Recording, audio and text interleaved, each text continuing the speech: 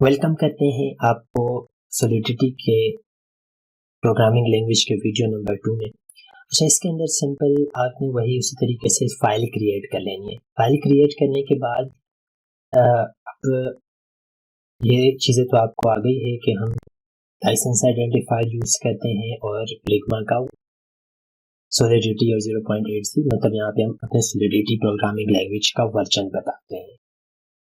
तो आज की वीडियो के अंदर हम क्या करेंगे, सिंपल एक काउंटर का वेरिएबल बनाएंगे और उसके गेटर सेटर बनाएंगे फंक्शंस, ताकि आप लोग को कंप्लीट फंक्शंस के बारे में पता चल सके। अच्छा, उसके लिए आपको पता है कि अगर हमें कॉन्ट्रैक्ट बनाना होता है तो हम कॉन्ट्रैक्ट कीवर्ड का डिफाइन करते हैं, उसके बाद कॉन्ट्रैक्ट का नाम बताते हैं और करली ब्रैकेट। उसके अंदर हमें जितने भी अपने स्मार्ट कॉन्ट्रैक्ट अपने लिखना है होता है, जितना भी कोड लिखना होता है वो इस करली ब्रैकेट के अंदर हमारे पास आ जाता है। तो सबसे पहले हम क्या करें, सबसे पहले हम एक काउंट वेरिएबल बना रहे हैं जो UN टाइप का है और पब्लिकली अलाउ है। ये जो है वो हमारे पास एक्सेस मॉडिफायर होते हैं, ये हमारे पास डेटा टाइप है और ये जो है वो वेरिएबल का नाम है। ठीक है, इसमें हम कंप्लीट डिटेल आगे जो है वो करेंगे कि कितने टाइप के जो है वो डेटा टाइप्स होते हैं।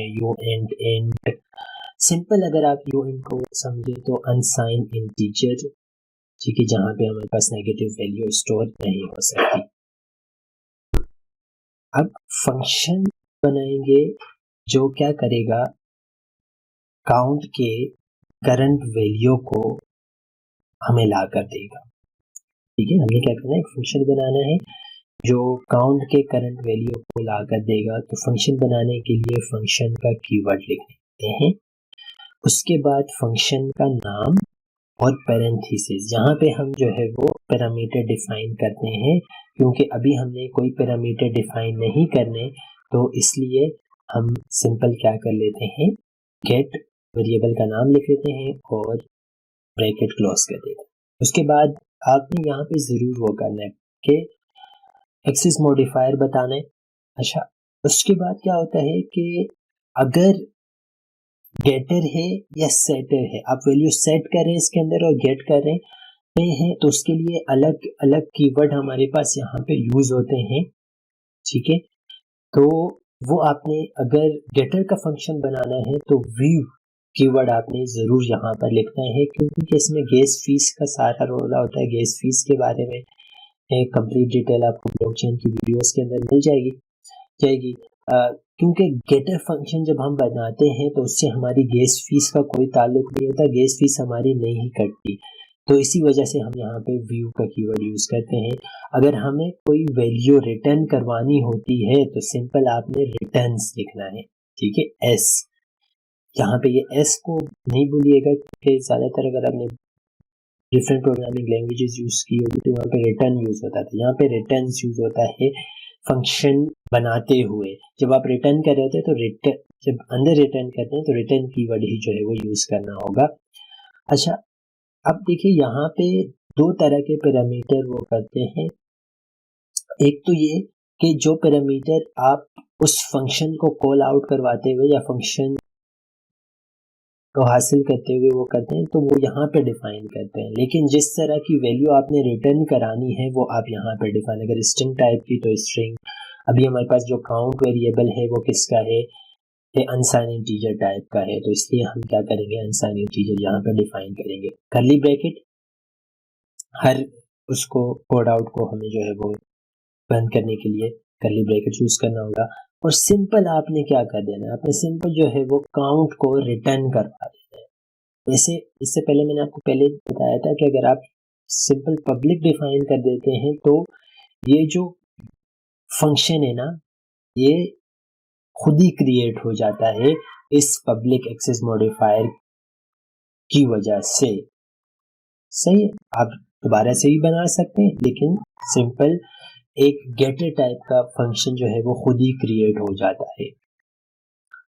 तो हम अपने इसको डिप्लॉय कर लेते हैं ताकि हम चेक कर लें कि क्या हमारा जो आंसर है वो बिल्कुल सही है या सही नहीं है।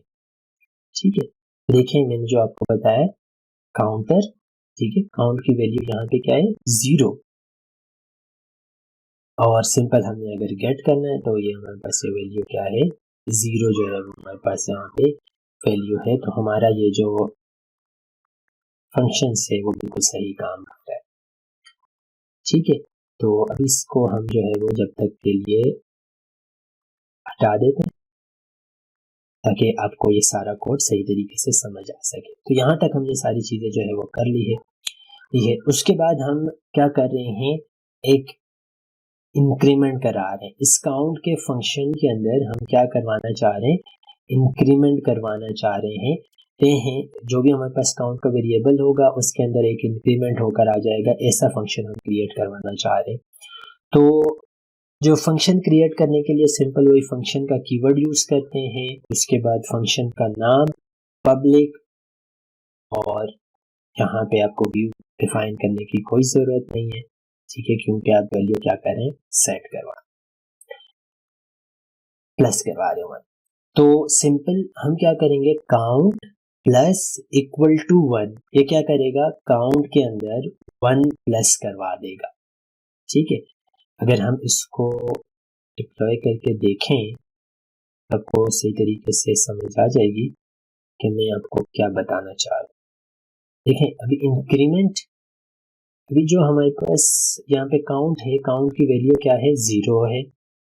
अगर मैं इंक्रीमेंट करवाता हूँ 1, और काउंट की वैल्यू क्या हो जाएगी 1 हो जाएगी।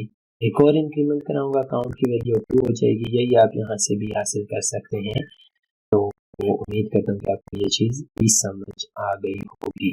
So now let's create the another variable और आगे बढ़ते हैं अपने कोड पे।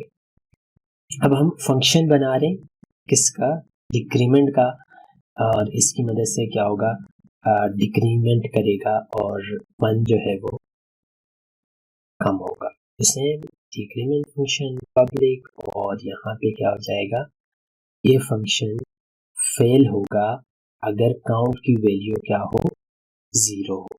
ठीक है, क्यों, क्योंकि हमें अगर 0 वैल्यू हो जाए तो जाहिर सी बात है फिर जो है वो अनसाइंड इंटीजर है। ठीक है, तो काउंट -1 हो जाएगा और सिंपल ये हमारे पास आ जाएगा। ठीक है, काउंट -=1। ठीक है, ये फंक्शन कब फेल होगा, जब 0 से वैल्यू आप कम करवाना चाह रहे हैं। क्यों, क्योंकि यहाँ पे हमने जो